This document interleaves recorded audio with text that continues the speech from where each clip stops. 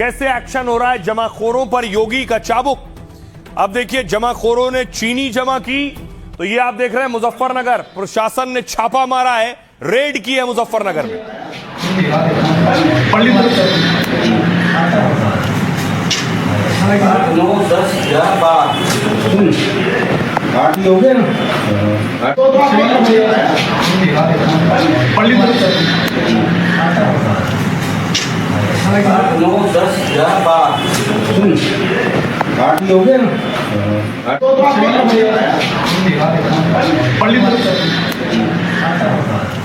न सिर्फ मुजफ्फरनगर, अगली तस्वीर देखिए, बागपत में भी रेड हुई है। प्रशासन चौकस हो गया है, जमाखोरों पर एक्शन हो रहा है।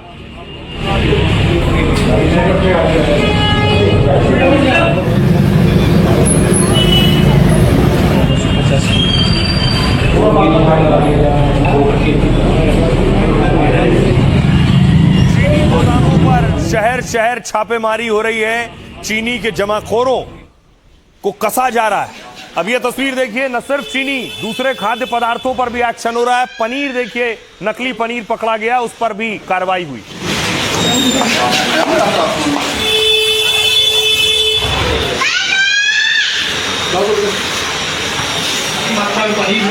और आप ये देखिए किस तरीके से, ये देखिए कूड़ेदान लाया गया, उसमें उठा उठा के पनीर भरा जा रहा है, फेंका जा रहा है। एक तरफ देश में चीनी के दाम आसमान छू रहे हैं, तो दूसरी ओर योगी ने छापेमारी शुरू कर दी है।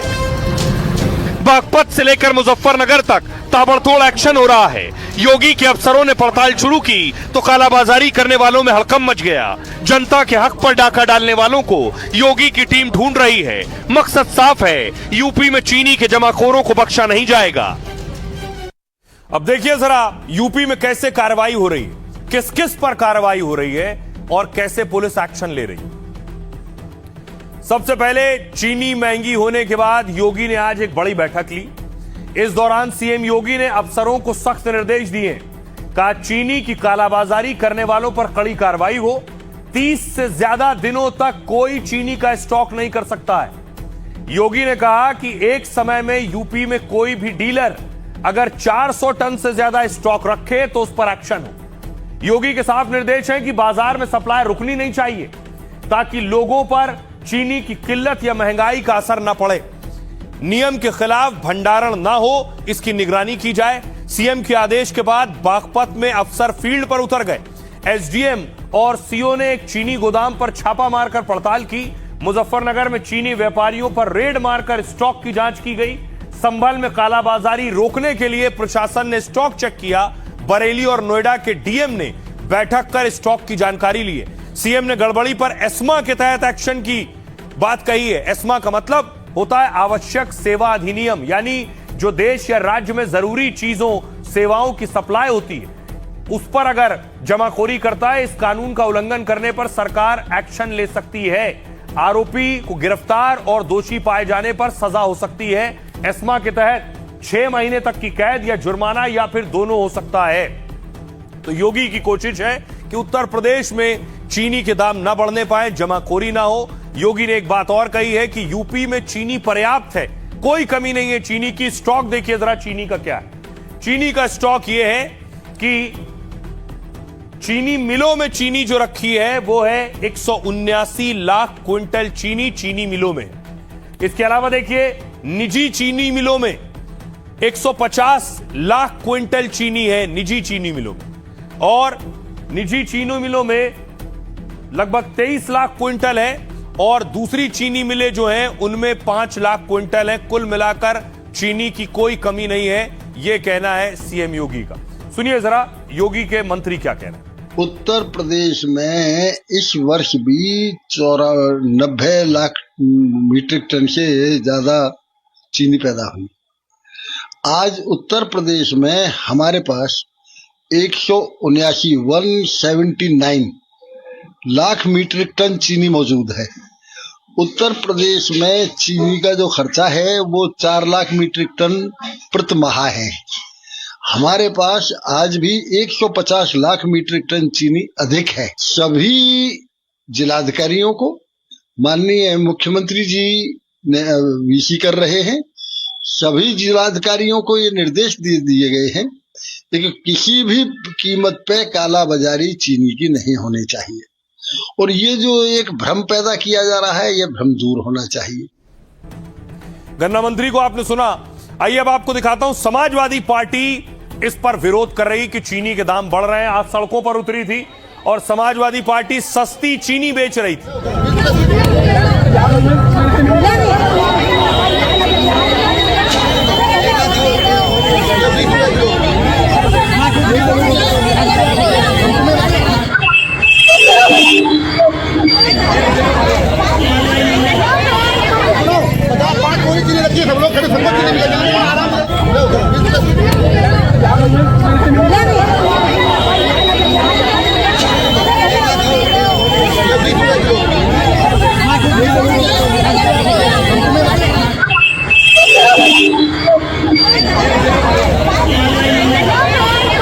आइए अब आपको बताऊं, इस पर सियासत हो रही। सियासतदान चीनी के बढ़ते दामों पर सवाल खड़े कर रहे हैं।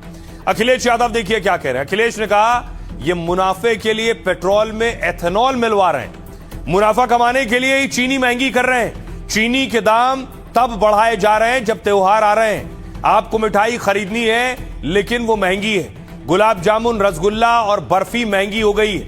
मल्लिकार्जुन खड़गे ने कहा त्योहारों से पहले चीनी की मिठास में कड़वाहट घुल गई है, क्योंकि 3 महीने में चीनी करीब 40% महंगी हो गई है। जनता पर पड़ी मार, महंगाई की मार का जिम्मेदार आखिर कौन है? चीनी की कमी है और सरकार विदेश से चीनी मंगा रही है। यह कैसा आत्मनिर्भर भारत है जहां आयात करना पड़ रहा है, दूसरी तरफ गन्ने को पेट्रोल में मिलाने के लिए एथेनॉल में झोंक रहे हैं। भारत दुनिया का बड़ा चीनी उत्पादक और निर्यातक देश है, लेकिन आज चीनी का स्टॉक 9 साल के निचले स्तर पर क्यों है? अरविंद केजरीवाल कह रहे हैं देश में चीनी की कीमतें बेतहाशा बढ़ रही हैं, क्योंकि देश में चीनी की भारी कमी हो गई है, क्योंकि गन्ने से मोदी जी ने एथेनॉल बना दिया है। करीब 30 लाख टन चीनी के गन्ने से एथेनॉल बना दिया गया है। मोदी जी कह रहे हैं एथेनॉल बनाकर विदेशी मुद्रा बचाई है, लेकिन उसी विदेशी मुद्रा से अब चीनी आयात कर रहे हैं। केंद्र सरकार ने कहा कि महंगी चीनी को एथेनॉल से जोड़ने को गलत बताया है। एथेनॉल के चलते ऐसा होने के दावे का खंडन किया है। कहा कि एथेनॉल का बड़ा हिस्सा खराब अनाजों से बन रहा है, उसका गन्ने से कोई ताल्लुक नहीं। सुनिए सियासतदानों को। दिल्ली लखनऊ में बीजेपी की सरकार है। अब आप सोचिए चीनी कितनी महंगी हो गई, और तब महंगी हो गई जब त्योहार आ गया है, आपको मिठाई खरीदनी पड़ेगी। और एक हिसाब किताब लगाओ कि अगर आपका गुलाब जामुन कितना महंगा हो गया होगा, रसगुल्ला कितना महंगा हो गया होगा, बर्फी कितनी महंगी हो गई है। आज हर चीज महंगी हो रही है, डीजल, पेट्रोल, सब कुछ महंगा। जितना प्रोडक्शन अपेक्षित था उसकी बनिस्बत इस बार इतना ना होना एक कारण रहा है, पर मैं मानता हूं कि ये एक टेम्पररी फेज है। बहुत जल्द इसको नियंत्रित कर लिया जाए। चीनी के जो इंपोर्ट की बात हो रही है वो इसलिए हो रही है क्योंकि इतना लो आउटपुट हुआ है। लो आउटपुट के चलते आपने अपने इथेनॉल E20 के लिए आपने उसका इस्तेमाल किया है, डाइवर्जन किया है, और उसका भार कौन भुगतेगा? जनता ही भुगतेगी। मांग के अनुसार जब पूर्ति को करना है तो सरकार को कुछ आयात भी करना पड़ेगा, कुछ और उपाय करने होंगे। थोड़े दाम अगर बढ़े हैं तो इसका मतलब एथेनॉल नहीं है, क्योंकि एथेनॉल के तुलना में देखो जो 12% की खपत होती थी एथेनॉल की वो घट के 9% रह गई है, यानी एथेनॉल का प्रयोग कम हुआ है। तो कीमत की वृद्धि को एथेनॉल से जोड़ना ये न्याय संगत नहीं है। और अब आपको बताऊं कि आपकी थाली में, आपके किचन में कौन कौन सी चीजों के दाम बढ़ गए और क्या वजह है इसके पीछे। सबसे पहले देखिए चीनी 5 जुलाई को 45 रुपए किलो मिल रही थी, अब 21 अगस्त के दाम है 65 रुपए किलो, 45 से 65 पहुंच गई। चावल के दाम 5 जुलाई को 90 रुपए किलो थे, 21 अगस्त को दाम 100 रुपए प्रति किलो पहुंच गए। अरहर दाल 120 रुपए किलो से 150 रुपए किलो पहुंच गई है। चाय पत्ती जो 5 जुलाई को 380 रुपए किलो थी, वो 21 अगस्त को 456 रुपए किलो पहुंच गई। इसके अलावा चना जो 80 रुपए किलो था वो 85 रुपए प्रति किलो पहुंच गया है। सरसों तेल 160 रुपए किलो से पहुंच गया है 190 रुपए किलो। काजू 5 जुलाई को 1000 रुपए किलो था और 21 अगस्त को 1500 रुपए किलो पहुंचा है, यानी 500 रुपए की बढ़ोतरी हुई। बादाम 5 जुलाई को 800 रुपए किलो मिल रहा था, 21 अगस्त को 1100 रुपए किलो हो गया है। आलू पिछले हफ्ते 20 रुपए किलो था, 21 अगस्त को दाम 25 रुपए किलो तक पहुंच गए। प्याज 30 रुपए किलो था, 60 रुपए किलो तक पहुंच गया है प्याज अलग अलग जगहों पर। टमाटर पिछले हफ्ते 30 रुपए किलो थे, 21 अगस्त को दाम 30 रुपए किलो, यानी टमाटर के दामों में बढ़ोतरी नहीं हुई है। भिंडी पिछले हफ्ते 30 रुपए किलो थी, 21 अगस्त को 60 रुपए किलो। फूल गोभी 60 रुपए किलो से 100 रुपए किलो तक पहुंच गई है। लौकी 40 रुपए से 60 रुपए किलो पहुंच गई है। अदरक 240 रुपए किलो से 21 अगस्त के दाम थे 280 रुपए किलो। खीरा 40 रुपए किलो मिल रहा था, अब 50 रुपए प्रति किलो मिल रहा है। वहीं करेला 60 से 80 रुपए किलो पहुंच चुका है। सहजन की फली 80 रुपए किलो थी, 160 रुपए प्रति किलो हो गई है। ये दाम बढ़ रहे हैं। गौतम बुद्ध नगर के दाम मैं आपको बता रहा था, आप सुनिए जरा आम लोग क्या कह रहे हैं इस पर। थोड़ी सी महंगाई को कम करें और महंगाई के ऊपर काबू करें, क्योंकि शक्कर के दाम आसमान छू रहा है, नारियल के दाम आसमान छू रहा है। सरकार की पॉलिसी है ये, तो अभी उनके संज्ञान में आ गया है। और चीनी पे सुनने में आ रहा है कि अभी आया तो गवर्नमेंट कर रही है, टैक्स में छूट दे रही है, तो अभी बढ़ने की संभावना मुझे कम लगती है, मुझे तो डाउन होना लगता है। इस बात का ज्ञान था कि इस बार चीनी स्टॉक में कम है और उन्होंने कोई इस पर ध्यान नहीं दिया, जो आज ये तेजी देखने को मिल रही है। जो इससे बन रहा है आपका पेट्रोल में जा रहा है, उससे एथेनॉल बन रहा है, उसमें जा रहा है। दूसरा सरकार ने कोटा कम छोड़ा है। तीसरा उत्पादन में गिरावट है शक्कर की सेल 20% रखी, 20% सेल घट गई है, 80% घट गई है। महाराष्ट्र में यूपी में भारी बारिश की वजह से फसल खराब होने की वजह से भी, और कुछ पेट्रोल में इथेनॉल में काम में ले रहे हैं, इसके लिए हर चीज़ में 20 रुपए किलो की मीठे में बढ़ोतरी होगी। वक्त हर चीज़ महंगी है, महंगाई से त्रस्त पब्लिक है। और आइए यूपी से ही एक और बड़ी खबर है। यूपी से जो तस्वीर आई सामने, उससे पहले आपको बताऊं, डीजे को लेकर कांवड़िया और पुलिस आमने सामने भिड़ गए। ये बवाल क्यों हुआ ये आपको बताऊंगा, पहले तस्वीर देखिए जरा। पिछले दिनों तस्वीर आई, सीएम योगी आदित्यनाथ ने खूब कांवड़ियों के लिए इंतजाम किए, उन पर पुष्प वर्षा भी की, हेलीकॉप्टर से भी, और खुद सीएम योगी ने फूलों की बारिश की।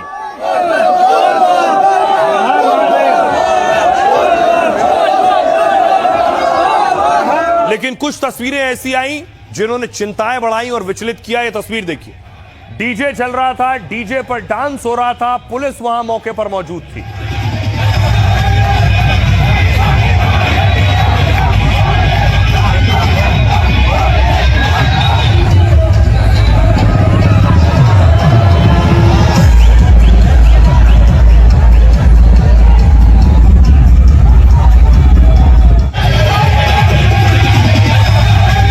उसके बाद देखिए क्या हुआ, कांवड़िए और डीजे पर पुलिस वाले पहुंच गए तो आमने सामने थे। पुलिस वालों के साथ धक्का मुक्की शुरू हो गई।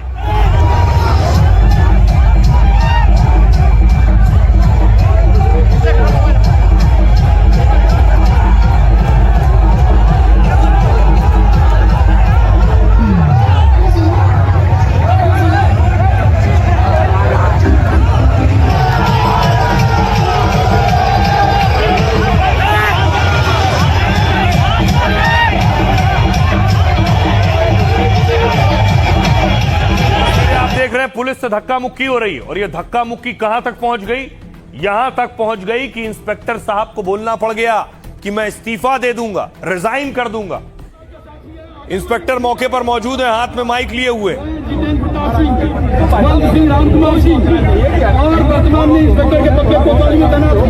ईश्वर इस बात का साक्षी है, अगर मैंने किसी कांवड़िया के साथ संपर्क किया है तो मैं थोड़ी हो जाऊँ, और ईश्वर इतना न्याय करेगा। मैं रिजाइन करता हूँ, मैं रिजाइन करता हूँ, मैं रिजाइन करता हूँ, मैं रिजाइन करता हूँ। मैंने आपसे कहा कि किसी सिपाही ने जितेंद्र प्रताप सिंह, राम कुमार सिंह और वर्तमान में इंस्पेक्टर के पद पर कोतवाली में तैनात। कि देखिए कैसे उसके बाद एडीएम मौके पर पहुंचे और एडीएम माफी मांग रहे हैं। एडीएम के आश्वासन पर कांवड़िए माने हैं, एडीएम साहब खुद हाथ जोड़कर खड़े हुए। देखिए सर, इधर देखिए। इसके लिए के तौर पे नहीं सर, आप आए अच्छी बात है। हम सरकार ने ये कह के भेजा कि आप मान के लौटाइए, गेट पे आया हुआ मेहमान लौटाना नहीं जाता है। हेलो, आप लोग हमारे अतिथि हो, ये देवभर की परंपरा है हमारी। ये पता कर रहा है, थोड़ा सा उसके लिए मैं क्षमा उसको भाई साहब आप क्षमा मांगने वाले हैं नहीं। और इसके बाद देखिए ये यहीं खत्म नहीं हुआ। उसके बाद नाराज कांवड़ियों ने प्रदर्शन शुरू किया मंच से। मंच पर मौजूद थे और मंच से नारेबाजी हो रही थी। ये वो तस्वीरें।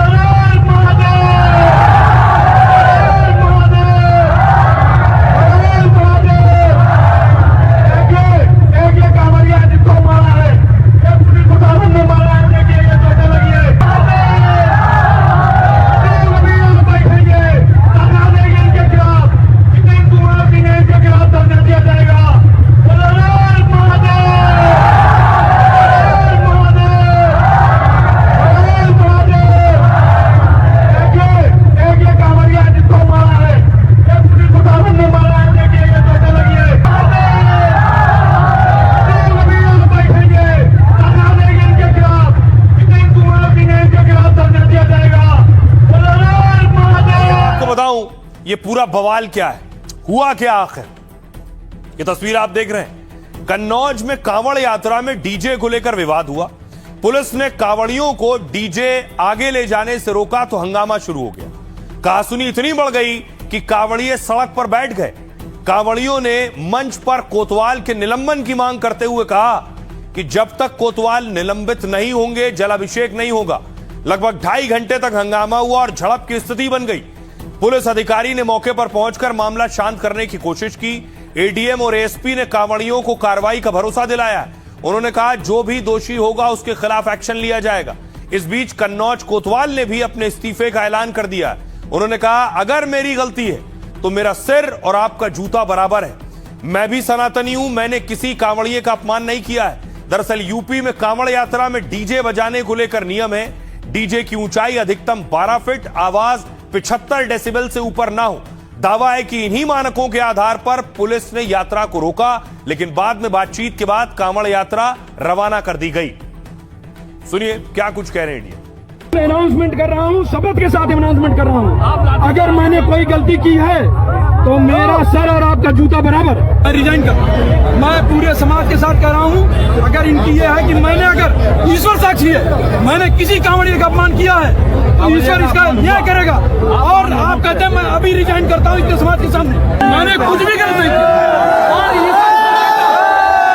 लालू जो है कांवड़ लेके आए थे तो क्योंकि संख्या ज़्यादा थी और जो डीजे वगैरह के और झंडा वगैरह वो ऊंचे थे, तो धक्का मुक्की में कुछ बात हो गई। संदर्भ में फिर बातचीत की है, सब लोग जो है मान गए और जिस व्यक्ति की गलती है उसकी जांच करवा के जो भी दोषी होगा उसको गिरफ्तार। अब आइए देखिए, खबरों में आगे बढ़ूं उससे पहले एक और तस्वीर आपको दिखाता हूं कि कैसे यूपी में ही देखिए, यूपी में अखिलेश ने योगी आदित्यनाथ पर हमला किया और इस हमले का जवाब सीएम योगी ने भी अखिलेश यादव को दिया है। अखिलेश यादव दरअसल बोल रहे थे, उससे पहले योगी आदित्यनाथ ने अखिलेश पर क्या कुछ कहा और खासतौर से पीडीए को लेकर आजकल बवाल चल रहा है। देखिए जरा। सीएम योगी ने कहा कि गिरगिट की तरह रंग बदलने वाले लोग कैसी परिभाषा करते हैं। पी की परिभाषा पहले पिछड़े से, फिर पी की परिभाषा पंडित से, और आप देखना एक दिन वो पी की परिभाषा पाकिस्तान कर देंगे। कल्याण सिंह के निधन पर सपा के मुखिया ने श्रद्धांजलि नहीं दी। उन्होंने जो किया वो जाति अपमान है, हर हिंदू का अपमान है। ये लोग वैसे गिद्ध हैं कि जिस पेड़ पर चढ़ेंगे उसी को सुखा डालेंगे। अखिलेश यादव ने जवाब दिया, अगर पी से पाकिस्तान हो गया तो बीजेपी मतलब भाग जाओ पाकिस्तान। पीडीए से घबराए हैं इसलिए इसकी परिभाषा बदल रहे हैं। जितनी इनकी पीड़ा बढ़ेगी उतना पीडीए आगे बढ़ेगा। पीडीए का मतलब यह भी है कि प्रेम, दया और अपनापन। समाजवादी जितना प्रेम, दया और अपनापन से लोगों को जोड़ेंगे, पार्टी उतनी ही मजबूत होगी। भविष्य में ऐतिहासिक सरकार बनाएगी। सुनिए क्या कुछ कह रहे हैं अखिलेश यादव और दूसरे सियासतदान। क्रिकेट की तरह रंग बदलने वाले लोग कैसे परिभाषा करते हैं। पी की परिभाषा पहले पिछड़े से, फिर पी की परिभाषा पंडित से, और आप देखना एक दिन वे पी की परिभाषा पाकिस्तान से भी कर देंगे।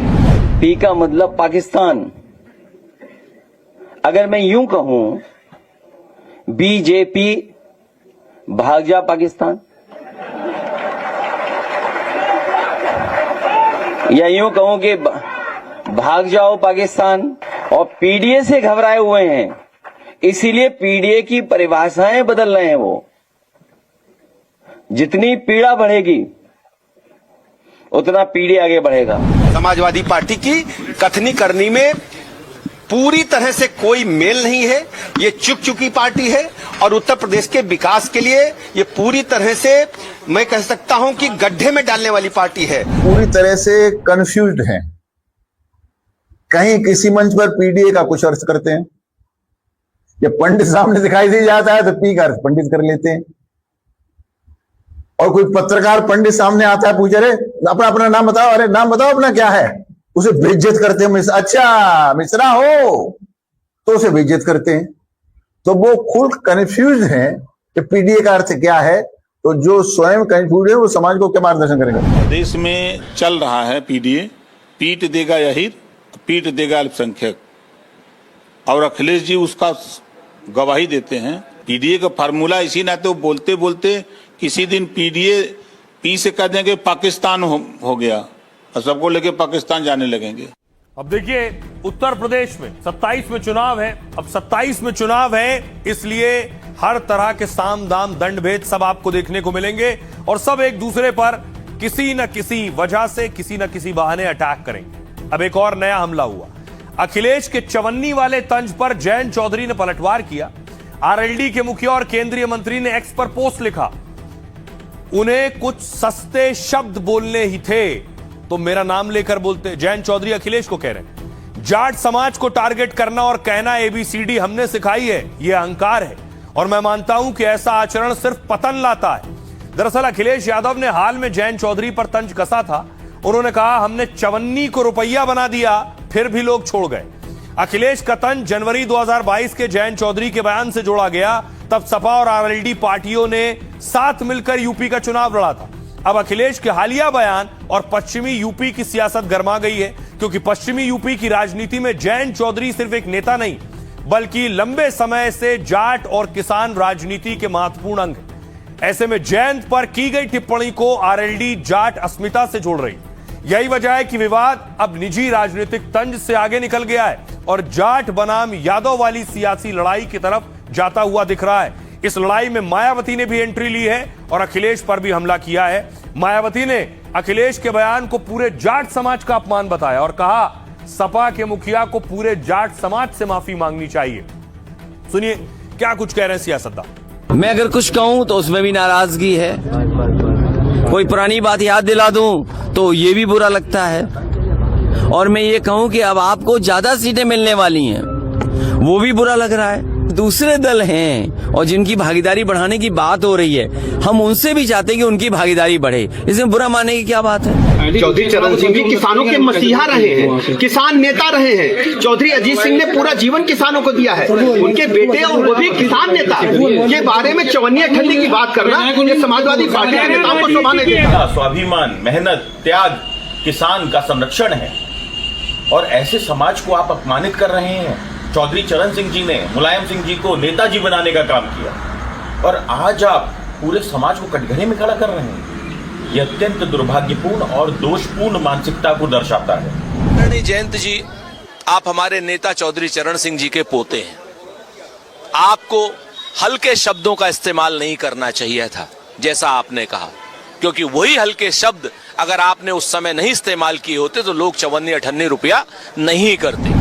अखिलेश जी के बयान का जो तात्पर्य निकलता है, उन्होंने जयंत जी पर जो टिप्पणी की कि चवन्नी उनको बताया और उनको रुपया ये बनाया, शायद अखिलेश जी को ये नहीं पता कि चौधरी चरण सिंह जी ने ही माननीय मुलायम सिंह जी को नेता बनाया। ये उनको इतिहास पढ़ना चाहिए बोलने से पहले, लेकिन वो मानसिक संतुलन खो बैठे हैं।